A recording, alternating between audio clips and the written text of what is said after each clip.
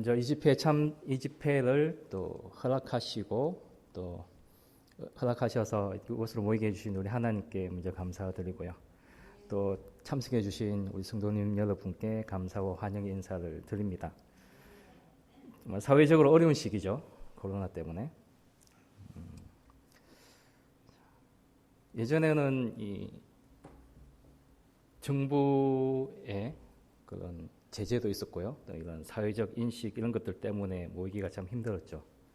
요즘에는 좀 풀려서 또 이렇게 또 대면으로 집회를 이제 열었는데 또 사회적으로 어려운 시기에 또 이렇게 하나님의 은혜로 집회를 이제 열어서 또 하나님의 말씀을 듣고 연구할 수 있도록 하신 하나님께 또 한번 감사드립니다. 이 마지막 시대에 우리에게 가장 중요한 것은 바로 이 하나님의 말씀이라고 생각을 해요. 아직까지 우리는 이 하나님의 말씀을 우리가 원할 때 언제 어디서든지 우리가 찾아서 들을 수가 있죠. 하지만 선지자 아모스는 이렇게 기록을 했습니다. 아모스 8장 11절 12절이죠. 주 여호와께서 가라사대 보라 날이 이를지라 내가 기근을 땅에 보내리니 양식이 없어 주림이 아니며 물이 없어 갈함이 아니요 여호와의 말씀을 듣지 못한 기갈이라.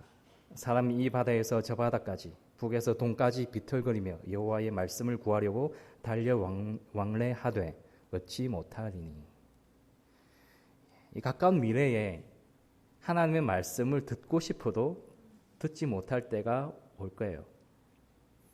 이 바다에서 저 바다까지 북에서 동까지 말씀을 듣기 위해서 갈지라도 얻지 못한다고 했습니다. 그래서 그때가 오기 전에 지금 우리는 부지런히 이 하나님의 말씀을 들어야 하고 연구를 해야 되죠.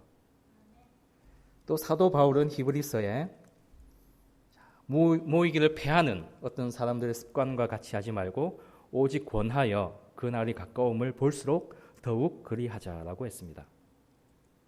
아까도 말씀드렸지만 이 코로나가 시작된 이래로 모이기가 힘들어졌죠. 그래서 집회도 비대면 방송으로 한 적도 있었고요. 모이기가 힘듭니다. 또 어떤 사람들은 이 교회는 우리 각 개인이 교회이기 때문에 이런 외적인 교회는 갈 필요가 없고 심지어는 교회에 가면 출석하면 저주를 받는다. 구원이 없다라는 말까지 들었어요. 하지만 사도 바울은 오히려 그날 마지막 날이 가까울수록 모이기를 피하지 말고 더 자주 모이라고 이렇게 권면을 하고 있습니다. 기회가 있을 때 모여서 하나님의 말씀을 들어야 합니다. 매주 안식일 예배 또 특히 이런 집회들 가능하면 꼭 참석하셔서 말씀을 들어야 합니다. 왜요? 목사 복음 교육자에게 보낸 정은 508페이지입니다. 장막회와 같은 교회의 집회들, 가정 집회소의 모임들, 영혼을 위해 개인적 수고를 바칠 수 있는 모든 일들은 이른 비와 늦은 비를 주시기 위해서 하나님께서 정해놓으신 기회들이다. 이 집회가 이른 비와 늦은 비를 주시기 위해서 하나님께서 택하신 기회라는 겁니다. 자, 이 말씀은 나중에 다시 언급하겠지만 그래서 피치 못할 사정이 있다면 방송으로라도 지금은 많이 좋아졌잖아요. 참석 못해도 방송으로 말씀을 들을 수 있지 않습니까? 방송으로라도 말씀을 꼭 챙겨서 들으셔야 돼요. 은혜의 시기가 끝나기 전에 이 말씀의 기근이 오기 전에 아직 말씀을 들을 수 있을 때 부지런히 말씀을 듣고 연구해야 합니다. 그리고 아직 하나님의 은혜로 아직까지는 우리가 하나님의 말씀을 들을 수 있음을 인하여 또 하나님께 감사해야 되겠죠. 자, 이번 집회의 주제가 믿는 것과 아는 것의 하나가 되자라는 것인데요. 이 하나가 되는 것. 예수님께서 십자가에 돌아가신 것도 이 하나됨을 위해서라고 했습니다. 요한복음 11장 52절이죠. 또 그 민족만 위할 뿐 아니라 흩어진 하나님의 자녀를 모아 하나가 되게 하기 위하여 죽으실 것을 미리 말함이라. 그리고 요한복음 17장에는 11절 21절, 22절, 23절 네 번에 걸쳐서 예수님께서 우리의 하나됨을 위해서 하나님 아버지께 기도하신 것을 우리가 볼 수가 있습니다. 먼저 11절입니다. 나는 세상에 더 있지 아니하오나 저희는 세상에 있사옵고 나는 아버지께로 가옵나니 거룩하신 아버지여 내게 주신 아버지의 이름으로 저희를 보존하사 우리와 같이 저희도 하나가 되게 하옵소서.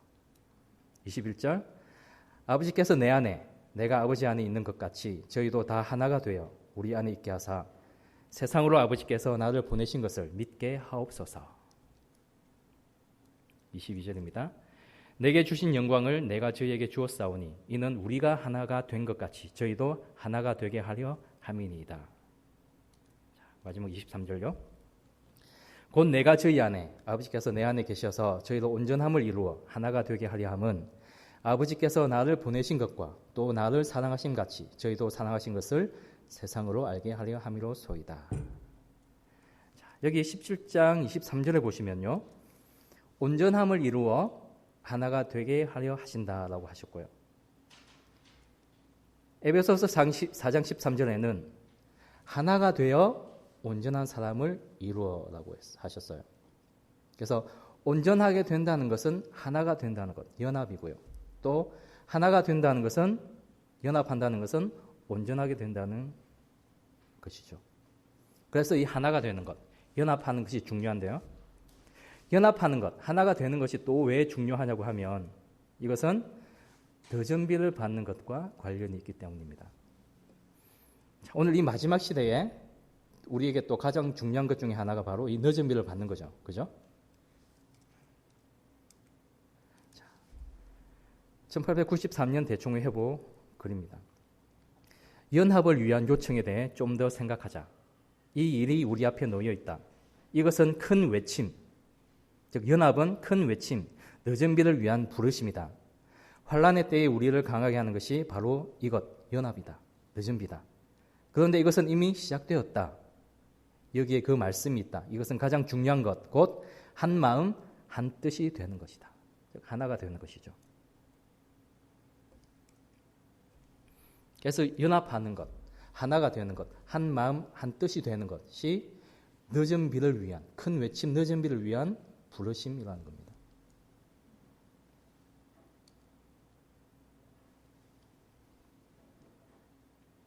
그래서 더전비를 받느냐 못 받느냐에 따라서 우리가 앞으로 환란을 통과하느냐 못하느냐가 달려있죠. 더전비를 받아야만 우리가 그 환란을 통과할 수가 있습니다. 자, 그러면 어떤 사람이 더전비를 받을까요? 어떻게 해야 우리가 더전비를 받을 수 있을까요?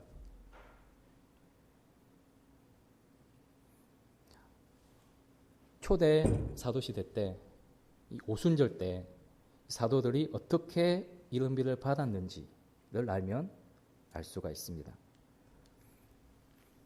사도행적 36, 37페이지 말씀입니다. 제자들은 약속이 성취되기를 기다리면서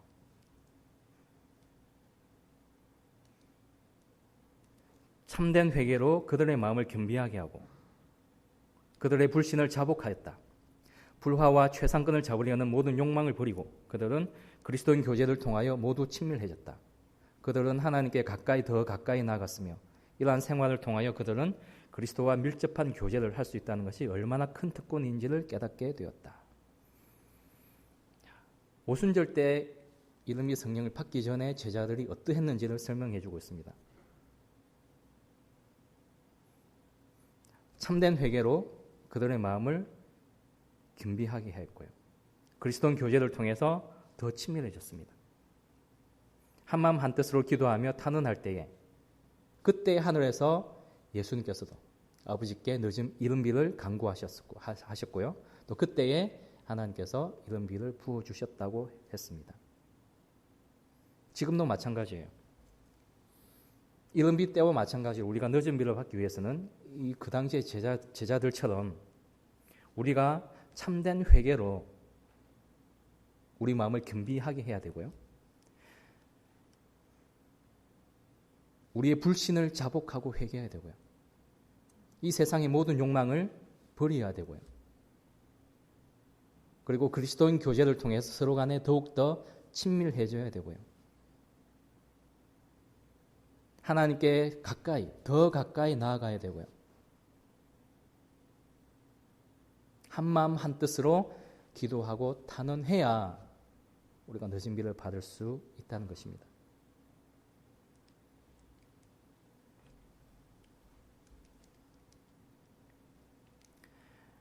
그래서 늦은 비를 받기 위해서는 참된 회개로 마음을 겸비하게 하고 불신을 자복하고 불화와 최상근을 잡으려는 이 세상적인 모든 욕망을 버리고 그리스도인 교제를 통해서 서로 간에 더욱 친밀해지고 하나님께 더 가까이 나아가야 된다는 겁니다. 또 늦은 비를 받기 위해서 어떻게 해야 된다고 말씀이 있습니까? 우리가 마음을 그리스도께 온전히 바치면 그는 비와 같이 땅을 적시는 늦은 비와 같이 우리에게 임하실 것이다. 우리의 마음을요, 우리 예수님께 온전히 완전히 바치면 늦은 비와 같이 우리에게 임하실 것이다 라고 했습니다. 계속 보겠습니다. 목사 복음 교역자에게 보내는 정은 509, 511, 512페이지까지의 말씀입니다. 다들 잘 아시죠? 자, 통회하는 심령으로 늦은 비의 때인 지금 은혜의 소나기가 우리 위에 내리도록 아주 열렬하게 기도하자. 현재 우리가 살고 있는 시대는 간구하는 자들에게 성령의 시대가 되어야 한다. 그분의 축복을 구하라. 지금은 그의 신을 무한히 부어주실 늦은 비의 때이다. 그리고 복음전도 701페이지입니다. 교회에 주어질 성령의 강림을 장래에 있을 것으로 기대하고 있으나 교회가 지금 그것을 받는 것이 특권이다. 성령의 강림을 위하여 구하고 그것을 받기 위하여 기도하고 그것이 있을 것을 믿어라. 우리는 그것을 소유해야 한다. 그리고 하늘은 그것을 주려고 기다리고 있다. 교회에 주어질 이 늦은 비 성령을 장래에 있을 것으로 기대하고 있지만 무엇이 특권이라고 했습니까? 교회가 지금 이 늦은 비를 받는 것이 특권이라고 했어요. 특권이 뭡니까? 특권? 특별한 권리죠. 권리. 자, 의무와 권리 있는 거 잘 아시죠? 의무는 뭐예요? 의무는 우리가 해야만 하는 것이 의무이고요. 권리는요? 예? 권리 하잖아요. 우리가 할 수 있는 것. 근데 권리는 자기가 찾아서 해야 돼요. 찾아서 받아야만 자기 것이 되지. 안 하고 내버려 두면 그것은 권리가 아니죠.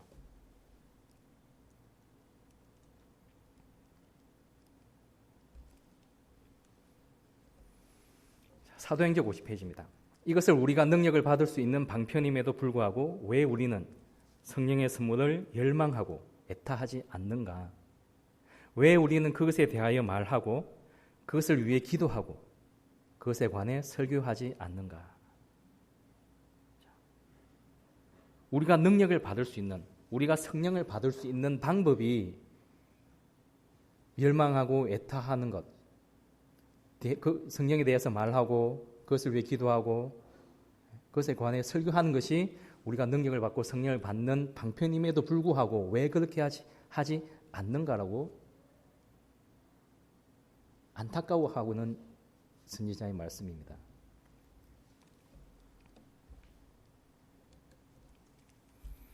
자, 봄비 때에 여호와 곧 번개를 내는 여호와께 비를 구하라. 계절이 되면 당연히 비가 내릴 것이라고 만족해하며 쉬고 있지 말라. 그것이 내리기를 기도하라. 은혜의 소나기가 우리 위에 내리도록 하려면 전심으로 주님의 은총을 구하여야만 한다. 지금까지 읽은 예언이신 말씀 중에서 가장 많이 나온 늦은 비를 받는 조건이 뭐였습니까? 혹시 기억나십니까? 가장 많이 나왔던 늦은 비를 받을 수 있는 조건, 바로 구하고 기도하라는 거예요. 여러분은 이 늦은 비를 받기 위해서, 늦은 비를 위해서 얼마나 많이 구하고 얼마나 많이 기도하고 계십니까?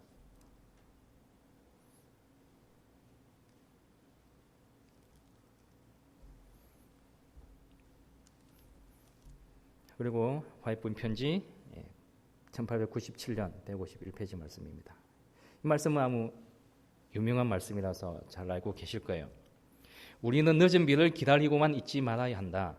늦은 비는 우리 위에 떨어지는 은혜의 이슬과 소나기를 인정하고 적용시키는 모든 사람 위에 내리고 있다.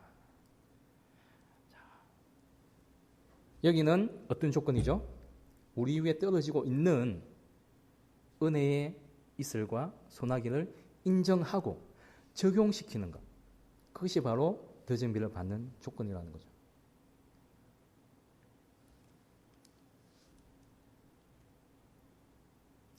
그리고 이 말씀은 이 늦은 비가 내리는 시기에 대해서 많은 논란이 되고 있는 말씀인데요. 내리고 있다라는 번역 때문입니다. 늦은 비는 모든 사람 위에 내리고 있다. 이렇게 번역을 했죠. 이 말씀의 영어 원문을 보면 이렇습니다. 여기 이제 is coming이라고 이런 표현 때문에 그런데요. 이것은 이제 문법적으로 보면 현재 진행형이라고 해요. 현재 뭐 하고 있다. 현재 어떤 것이 진행되고 있는 모습을 의미하는 그런 문법적인 구문입니다. 그래서 내리고 있다라고 번역을 한 것 같아요. 근데 문제는 이 현재 진행형이라는 이게 현재의 의미뿐만 아니라 뭐 할 것이다. 가까운 미래의 일을 의미할 때도 사용할 수가 있다는 거예요. 그래서 내릴 것이다. 미래에 내릴 것이다 라고도 번역을 할 수가 있다는 거죠. 자, 그렇기 때문에 이 본문을 모든 사람 위에 내리고 있다 라고도 번역할 수가 있고요. 또 모든 사람 위에 내릴 것이다 라고 번역할 수가 있다는 거죠.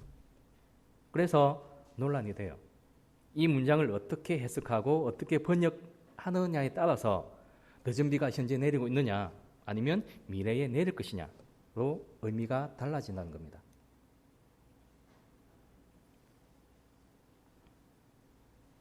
근데 이 현재 진행형이 미래의 의미로 사용될 때는요, 먼 미래가 아닌 가까운 미래. 즉, 지금이 아침인데 오늘 점심때나 저녁때 뭘 할 것이다 라는 그 가까운 미래를 의미할 때 이 진행형을, 현재 진행형을 쓰고요. 또 미래를 나타내는 부사, 즉 저녁에나 또는 내일 이런 단어와 함께 사용이 돼요. 하지만 이 문장에서는 그런 게 없죠. 그렇기 때문에 이 미래의 일로 해석하는 기보다는 현재 진행형으로 지금 하고 내리고 있는 것으로 해석하는 것이 더 타당성이 있고요. 그리고 문법적인 분석이 아니더라도 이 앞에 문장을 보시면 우리는 뭐라고 했습니까? 우리는 늦은 비를 뭐 하지 말라고요? 기다리고만 있지 말라. 만약에 늦은 비가 미래에 내릴 것이라면 기다리고만 있지 말라가 아니고 미래 끝때까지 기다려라고 아마 하셨을 거예요. 제 생각에는. 그렇지 않습니까? 지금 내리고 있기 때문에 기다리고만 있지 말고 지금 우리에게 내리는 것을 인정하고 적용해라는 말씀인 거예요.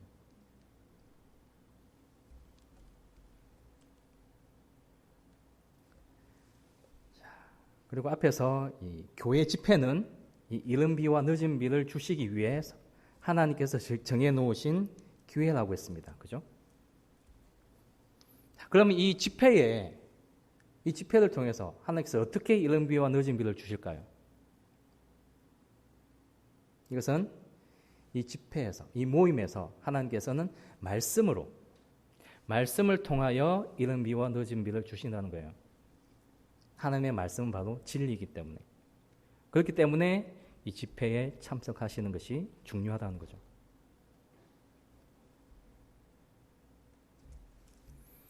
자, 앞에서 누구에게 늦은 비가 내리며 또 어떻게 해야 늦은 비를 받을 수 있는가를 살펴보았는데 우리는 지금 어떻습니까? 이 은혜의 시기가 끝나기 전에 늦은 비를 받아야 되지 않겠습니까? 하지만 문제는 늦은 비를 받기 위해서 지금 우리가 어떻게 하고 있느냐는 겁니다. 매일매일 참된 회개로 용서받고 하나님 앞에 겸비한 생애를 하고 계십니까? 매일매일 하나님 앞에서 겸비한 생애를 하고 계시고 또 매일매일 불화와 모든 욕망을 버리고 우리 그리스도인 교제를 통해서 서로 간에 친밀해지는 생애를 하고 계신가요? 매일매일 더욱더 하나님께 가까이 가는 그런 생애를 하고 계십니까?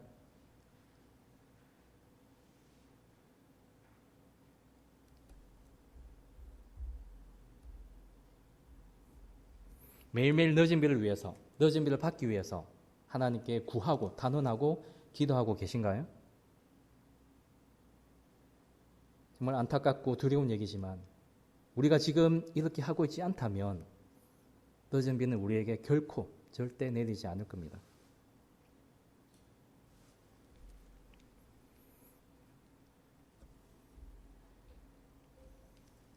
자, 이번 집회 주제가 믿는 것과 아는 일의 하나가 되자라고 했습니다. 자, 하나가 되고 연합을 해야 되는데 믿는 것과 아는 일의 하나가 되고 연합이 되어야 된다는 거죠. 그러면 우리는 무엇을 믿고 무엇을 알고 있습니까? 무엇을 믿어야 되고 무엇을 알아야 하나요?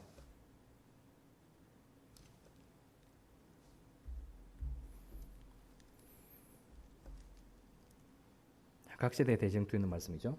그러나 하나님께서는 이 세상에서 성경, 오직 성경만을 모든 교리의 기준과 온갖 개혁의 기초로 삼아 지지하는 백성을 가지실 것이다. 학자들의 의견, 과학의 이론, 종교회의에서 정한 신조나 결정은 사람들이 대표하는 교회와 다수의 의견에 따라 다양하고 일치되지 않을 수도 있다. 그러나 어떤 종교적 신앙에 관하여 그 참부를 결정할 때에는 위에 열거한 것들의 전부나 그 하나에 좌우되어서는 안 된다.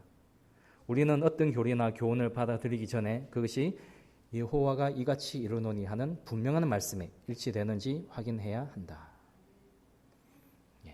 성경, 우리 성경량이지만 성경, 오직 성경만이 모든 교리와 기준과 온갖 개혁의 기초가 되어야 합니다. 여기서 교리라는 말은 어떤 종교적인 원리나 원칙, 이치를 뜻하며 각 종교의 종파가 진리라고 규정한 신앙의 체계예요. 즉 교리는 체계화된 종교의 가르침인데요.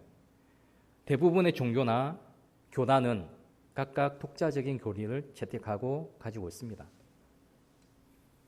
그래서 교리라는 것은 그 종교, 그 교단에 있는 그것을 믿는 사람들에게 믿음의 근거와 가치 판단의 기준을 제공해주고 있죠. 그런데 이 교리의 기준이 바로 성경이 되어야 한다는 거죠. 그런데 성경의 분량은 너무 많아요. 그죠? 그래서 종교마다, 각 교단마다 반드시 알아야 하는 중요한 부분들만 뽑아서 만들어 놓은 게 교리집이라고 하는 거죠. 우리 개혁운동에서도 만든 책이 있는데 이 시간에는 제가 책을 몇 권 소개를 좀 해드리려고 합니다. 바로 이 책이죠. 제7일 한식 예수재림교 개혁운동의 기본적인 그리스도인 신조들. 이것은 우리 개혁운동 대총회 교리위원회에서 만든 책이에요. 자, 개혁운동이 언제 조직이 되었습니까? 처음에? 몇 년도에 조직이 되었죠? 1925년. 1925년 처음 대총회가 조직되었고 이 신앙의 기본 교리, 기본 신조를 만들었어요. 그때는 간단했습니다. 그리고 현재 이르기까지 몇 번 개정이 되었어요. 이 신조가 1931년, 1987년, 2003년 그리고 최근에 2011년 마지막으로 개정이 되었습니다. 여기서 말하는 개정이란 그 내용을 완전히 바꾸거나 삭제한 그런 것이 아니고요. 그 의미를 더 정확하고 자세하게 설명하기 위해서 첨가한 그런 개정입니다. 시간 관계상 이 책은 다 가지고 계시고 다 이렇게 아는 내용들이기 때문에 목차만 간단히 소개해드리도록 하겠습니다. 자, 첫 번째 목차는 신성에 대해서 설명했는데 성부이신 아버지와 성자이신 아들과 성령 하나님에 대해서 설명이 되었고요. 그리고 성경, 그리고 하나님의 도덕적 율법과 의문의 율법, 하나님의 율법에 대해서 소개를 했고, 그리고 안식일, 그리고 악의 기원과 루스벨의 타락, 그리고 창조, 구속의 경륜, 구속의 경륜에는 은혜, 믿음과 행함, 입혀준 의와 나누진 의, 즉 칭의와 성화죠. 그리고 인간의 목, 그리스도인의 완전, 그리고 두 번째 기회는 없음이라는 주제로 설명을 했습니다. 그리고 침례와 성만찬 예식, 세족 예식과 성만찬 예식, 그리고 성소 교리에 대해서 설명을 하고 있습니다. 그리고 세 천사의 기별과 또 다른 천사, 예언의 은사, 결혼, 그리스도인 가정, 그리스도인 절제, 세상으로부터의 분리와 세상 정부에 대한 우리의 의무, 그리고 임치는 사업과 하나님의 교회, 청지기 직분과 그리스도의 재림, 그 사람의 운명과 그 기원과 본성, 천년기와 새 땅, 이렇게 설명을 하고 있어요. 이것이 우리 개혁운동 교인들이 알아야 되고 믿어야 하는 신조입니다.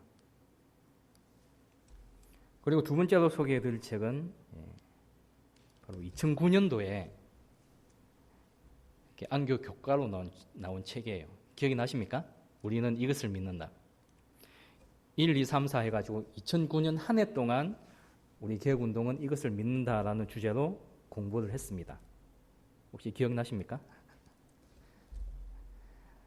또한 이 책에는 우리 제7일 재림교 개혁운동이 무엇을 어떻게 믿고 있는가에 대해서 자세하게 설명을 하고 있는데요. 그래서 아까 처음에 소개해드린 기본 신조 그 책에서 이제 조금 더 세분화해서 자세하게 설명을 하고 있어요. 목차를 보시면 비슷합니다. 신성, 성경, 죄의 기원, 세계를 창조하심, 아담의 가문, 시험과 타락, 구속의 경륜, 홍수, 하나님의 율법, 십계명이죠. 하나님의 안식하신 날, 안식일, 의문의 율법, 하나님의 놀라우신 은혜, 믿음으로 말미암는 의. 이것이 1기 안교교과 목차고요. 2기 교과의 목차는 회개와 개심, 그리스도인의 완전, 침례, 세족 예식, 성만찬 예식, 2300주야의 예언, 성소, 대속죄일, 신성한 제도인 결혼과 그리스도인 가정, 참된 교육, 예언의 신, 그리고 예언에 나타나는 세계의 4대 제국, 이런 제목으로 우리가 공부를 했었고요. 3기 때는 7시대의 하나님의 교회, 오늘날 하나님의 가시적인 교회, 교회의 조직, 교회의 권위, 그리스도인 청지기 직분, 주님의 11조, 자원하는 예물들, 세상 권세들에 대한 우리의 태도, 영원한 복음과 위대한 사명, 그리스도인 절제, 병든 자를 치료함, 고통당하는 자들에 대한 우리의 의무, 그리고 마지막으로 14만 4천 명의 인이라는 제목으로 2009년 3기 때 우리가 공부를 했죠. 기억이 나십니까? 아니, 안 나십니까? 자, 마지막으로 2009년 4기 안교교과의 목차는 이렇습니다. 영원한 복음, 새 천사의 기별, 또 다른 천사, 세상 종말의 징조, 환란의 때, 처음의 5재앙, 그리고 6재와 7째 재앙, 예수님의 재림, 천년기, 죽은 자의 상태, 부활, 죄와 죄인들이 멸망당함, 새 하늘과 새 땅. 아까도 말씀드렸지만 이것은 기본 신조를 좀 더 세분화하고 자세히 설명한 건데, 이것은 모두 다 우리 개혁운동 교인이라면 반드시 알고 있어야 되고 믿어야 하는, 이 개혁운동이 이 성경 말씀을 어떻게 해석하는지를 설명한 거예요. 근데 지금 현재 이 목차 중에서 가장 중요한 항목은 어떤 거라고 생각하십니까? 우리에게, 이 마지막 시대에.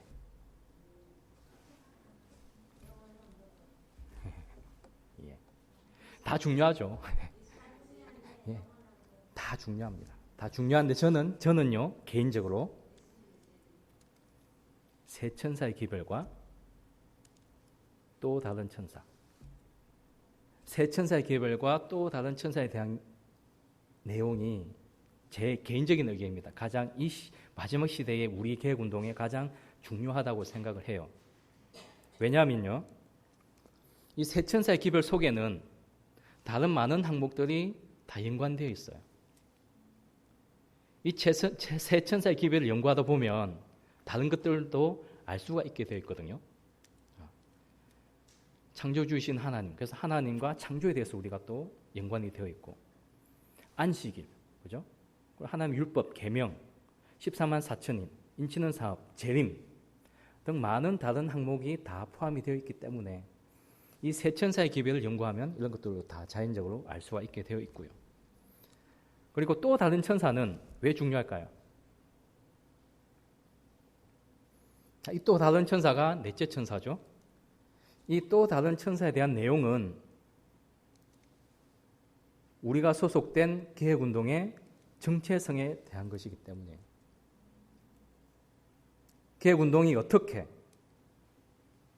또 왜 생겨났으며 어떤 일을 하는가,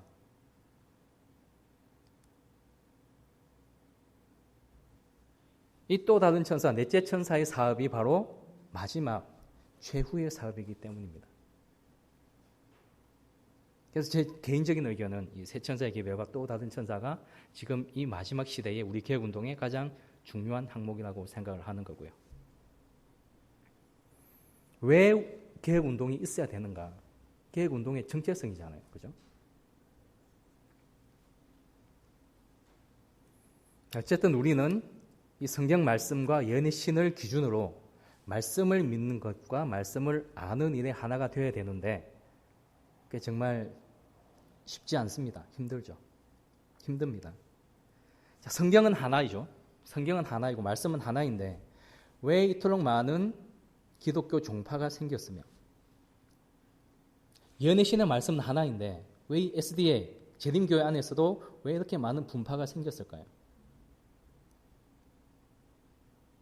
그 이유는 이 성경 말씀이나 예언의 신의 말씀을 해석하고 적용하는 데서 차이가 있기 때문이죠. 똑같이 해석하고 똑같이 적용한다면 분파가 생길 이유가 전혀 없습니다.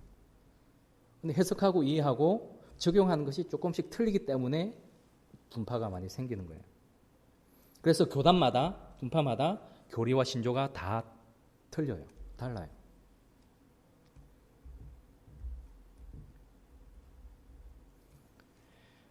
그리고 이 세상에 만연한 이 오류들과 이설들, 이것들 또한 이 말씀을 왜곡해서 잘못 해석하고 잘못 적용하기 때문에 만들어지는 것입니다.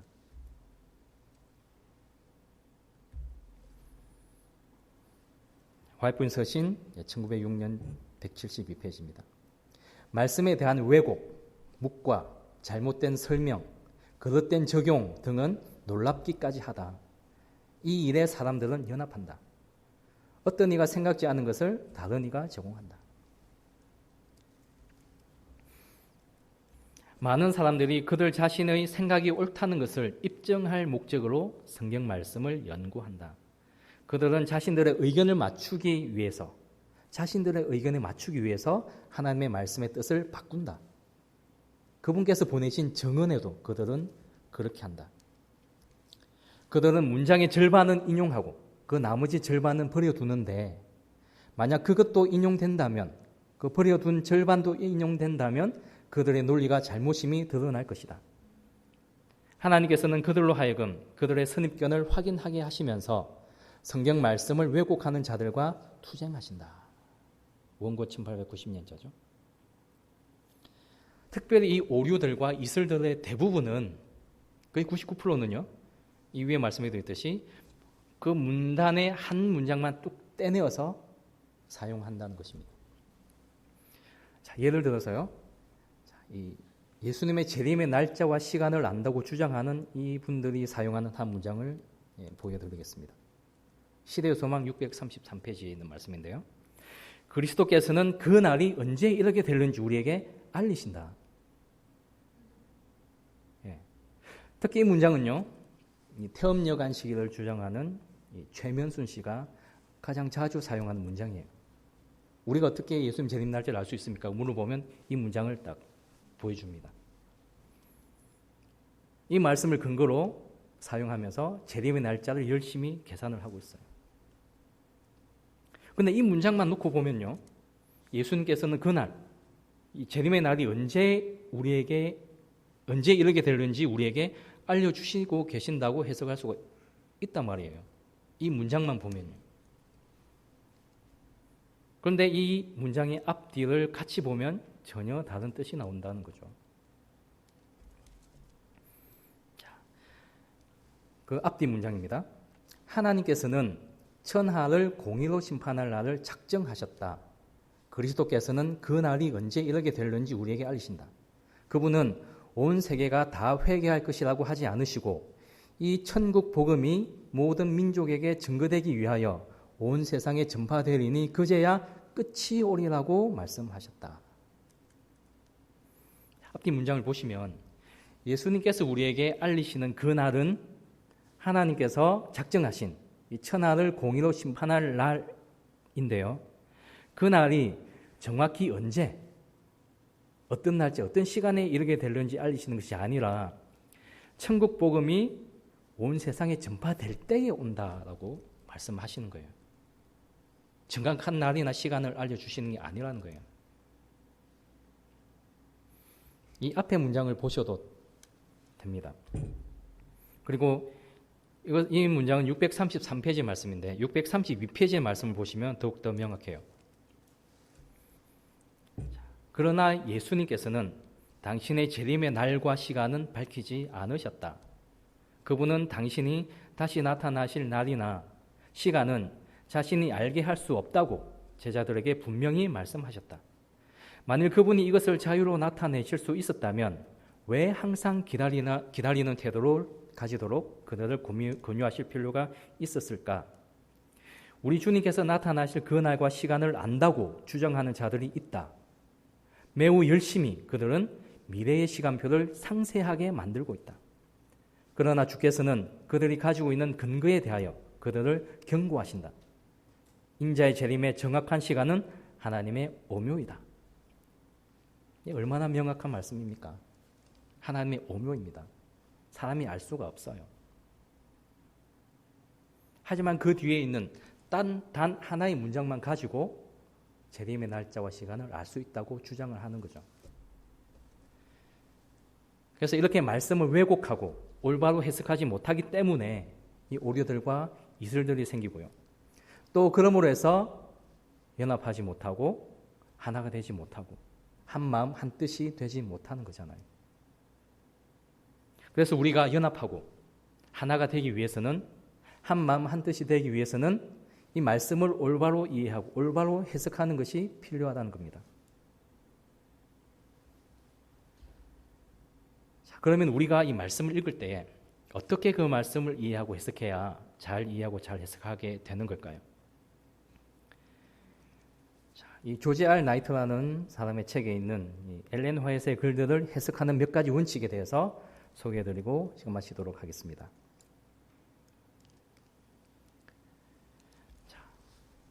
엘렌 화이트의 글을 어떻게 이해하고 적용해야 하는가? 첫 번째는 중심 이슈에 초점을 맞추라는 거예요. 자, 엘렌 화이트 부인의 글들은 적어도 두 가지 방법으로 이해하고 읽고 해석할 수가 있어요. 첫 번째는 이 화이트 부인이 말하는 중심 주제를 찾는 거예요. 다른 하나는 중심 주제가 아닌 뭔가 색다른 것을 탐색하는 것입니다.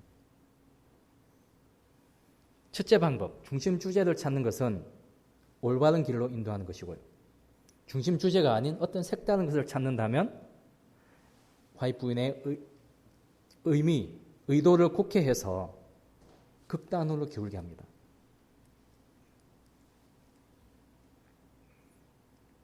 그래서 이 화이트 부인의 글을 읽을 때는 먼저 큰 그림을 이해한 다음에 그것의 의미와 중요성을 찾아야 돼요. 그리고 그것을 토대로 다른 문제들을 해석해야 됩니다. 이 원칙은 성경을 읽을 때도 동일하게 적용을 할 수가 있습니다. 그리고 두 번째는요, 중요한 점을 강조해야 된다는 거예요. 가리 뽑은 기별 1군 165페이지 보시면 우리 형제들의 관심이 기별의 핵심이 되어야 할 중대한 문제들에서 떠나서 덜 중요한 문제들을 논할 때에 우리 사업의 원수는 기뻐하게 된다. 우리가 이 말씀을 읽을 때는 중요한 것을 봐야 돼. 중요한 것. 중요한 것과 덜 중요한 것이 있어요. 우리가 중요한 것에 관심을 집중시키고 이해하려고 해야 되는데 그러지 않고 중요한 것보다 덜 중요한 것에 우리의 관심을 돌린다면, 덜 중요한 것을 더 중요시하게 생각한다면 그것은 우리 사업의 원수를 기뻐하게 하는 것이다 라는 거죠.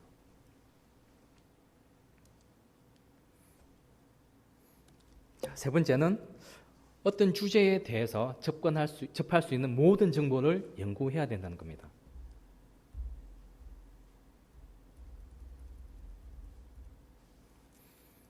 많은 사람들이 어떤 문맥에서 벗어나, 중점에서 벗어난 이런 문장들을 사용함으로써 하와이 부인의 의도와는 다르게 의미를 곡해하는 잘못을 많이 범해왔습니다. 그래서 이 주제에 대해서 우리가 연구하고 있다면 그 부분만 연구할 것이 아니고 다른 책, 다른 페이지에 있는 똑같은 주제들을 우리가 다시 또 찾아서 그것과 연관시켜서 연구해야 된다는 거예요.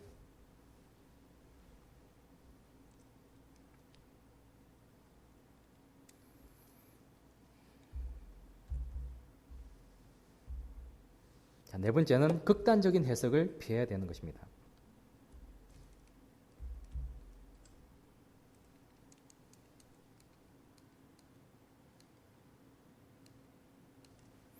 극단적인 해석을 피하라. 어떤 사람은 이 예언의 신을 말씀을 읽고 해석할 때 자기 자신들의 극단적인 그런 사상에 맞추어서 해석을 해요. 하지만 화이트 부인은 그것에 대해서 경고를 했습니다. 또한 화이트 부인도 극단적인 입장을 취한 것이 아니고요, 처음과 끝까지 중도의 입장을 취했다고 했습니다. 그래서 극단적인 해석은 우리가 피해야 되고요. 그리고 다섯 번째로 정언이 기록된 시기와 장소를 우리가 고려해서 해석을 해야 됩니다. 화이트 부인이 예언의 시를 기록한 때는 1880년대죠. 1800년대. 그때와 지금은 시간과 장소가 많이 변했습니다. 그래서 화이트 부인의 정언, 이 예언의 신의 말씀을 해석하고 읽을 때는 화이트 부인이 기록한 그 당시의 역사적인 상황을 이해하는 것이 중요해요. 어떤 자리에서, 언제, 어떤 자리에서 이런 권면을 하셨는가, 그것을 배경을 이해하는 것이 중요해요.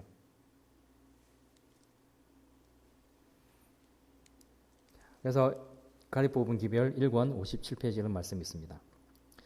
정언들을 단 한 가지라도 무시하거나 물리쳐서는 안 되며 다만 때와 장소를 고려해야 한다. 단 한마디의 정언이라도 계제에 맞지 않게 소개해서는 안 된다. 어떤 사람들은 주신 빛을 부적당하게 사용할 우려가 있으므로 어떤 문제들은 보류해야 한다.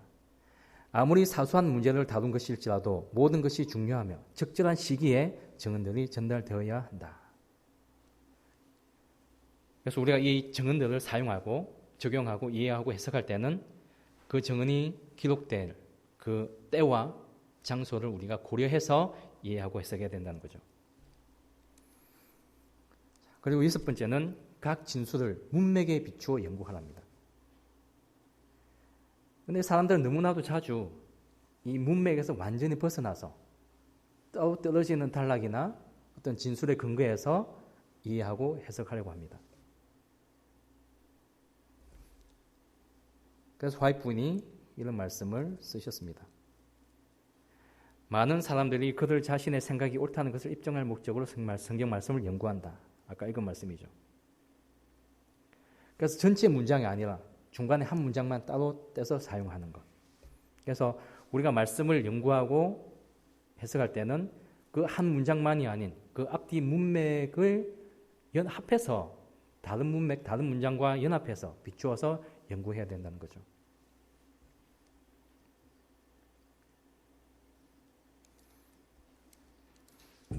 우리 자서전 326페이지입니다. 그대의 행동 경로를 바르게 하기 위해 주어진 아주 분명한 말씀들은 제쳐두고 그대의 주장을 확고히 해준다고 생각하는 몇몇 구절들만을 뽑아 쓰려고 정언을 연구해서는 안 된다라고 하셨죠.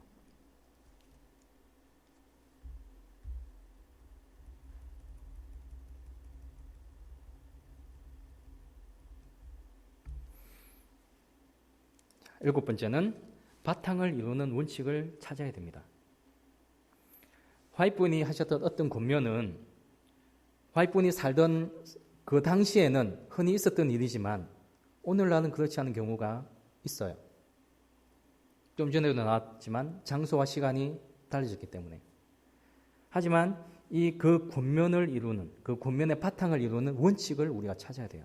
왜냐하면 그 원칙은 변하지 않기 때문에. 원칙을 변경시키면서 해석은 하지 말아야 됩니다. 그리고 여덟 번째, 결코 입증하도록 의도되지 않은 일을 권면, 이 말씀, 예언의 신의 말씀을 이용해서 입증하는 일은 피해야 돼요. 화이트부인 그 당시에 어떤 사람들이 이 화이트부인의 각시대 대정투에 있는 말씀을 근거로 해서 어떤 역사적인 사건을 입증하려고 했던 적이 있습니다. 그때 화이트부인의 아들 W.C. 화이트이 이렇게 얘기를 했어요. 어머니는, 화이트 부인은 자신의 글과 관련하여 형제들이 그것을 역사에 관한 권위 있는 증거로 취급하는 것을 결코 원하지 않았다. 화이트 부인이 이 말에 자신이 승낙한다고 서명을 한 적도 있습니다. 화이트 부인은 자신의 글이 어떤 역사적인 것을 입증하도록 사용되는 것을 원치 않았어요.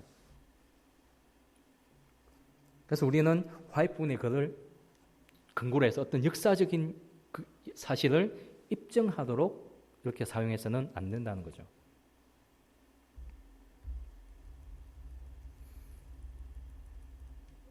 그리고 마지막 아홉 번째는 엘렌 화이트이 말한 것을 확인하랍니다. 이 화이트 부인이 말한 적도 없고 기록한 적도 없는데도 불구하고 화이트 부인의 말씀이다. 화이트 부인이 기록했다라고 하는 진술이 많이 있어요. 그래서 우리가 어떤 말씀을 사용하고 해석할 때는 그 말씀이 엘렌 화이트 연구소들, 지금은 누구죠? 유산관리위원회죠. 거기서 이제 이 말씀 있냐고 이제 질문을 하면 거기서 이제 답변을 해줍니다. 그래서 그런 것을 통해서 이 말씀이 정말로 화이트 부인이 말했거나 화이트 부인이 기록했던 것인지를 우리가 확인을 해야 돼요. 화이트 부인은 말한 적이 없는데도 불구하고 화이트 부인이 말했다고 여겨지는 진술들 때문에 정말 많은 사람들이 오류로 빠진 경우가 많이 있다고 합니다.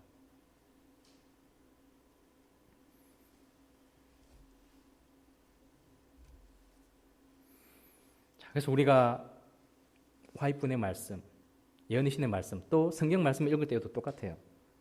앞에서 소개해드린 그 9가지 원칙을 토대로 해서 우리가 정말 올바르게 해석하고 올바르게 적용을 해야 됩니다. 우리가 다 하나님의 아들을 믿는 것과 아는 일이 하나가 되어 온전한 사람을 이루어 그리스도의 장성한 분량이 충만한 데까지 이르리니. 사랑하는 성도님 여러분, 우리는 연합하고 하나가 되어야 해요. 한 마음 한 뜻이 되어야 합니다. 말씀을 통하여 예수 그리스도를 믿고 아는 것에 하나가 되어서 한 마음 한 뜻이 되어야 됩니다. 그렇지 않으면 우리에게 희망이 없습니다. 아무쪼록 이 집회기간 중에 하나님의 말씀을 통하여 우리가 한 마음 한 뜻으로 연합해서 성령 충만한 집회가 되시기를 바라면서 오늘 말씀을 마치겠습니다.